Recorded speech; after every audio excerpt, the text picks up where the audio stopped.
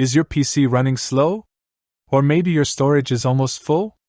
In this video, I'm going to show you how to delete junk files and free up valuable disk space on your Windows 10 or 11 computer. We'll clean up temporary files, system cache, and other hidden clutter that's slowing your computer down. Let's jump in and give your PC a performance boost.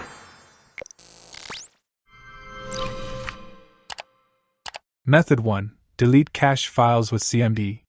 Step 1. Click Windows, enter CMD, and select Run as administrator. Step 2.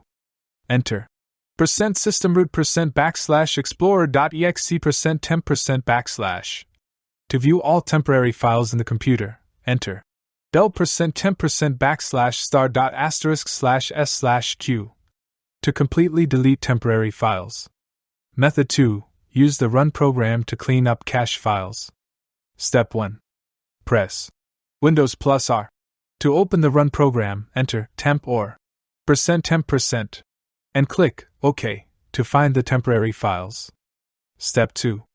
In the pop-up window, press Ctrl+A to select the target file, and then click Delete. Method 3. Efficient third-party software. Step 1.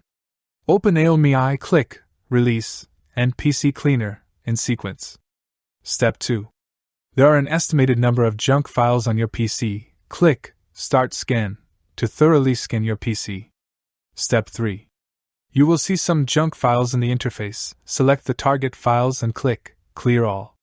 Step 2. After the operation is completed, click Return. Thank you for watching here. See you in the next 2 videos. If you have any questions, please leave a comment or send us an email.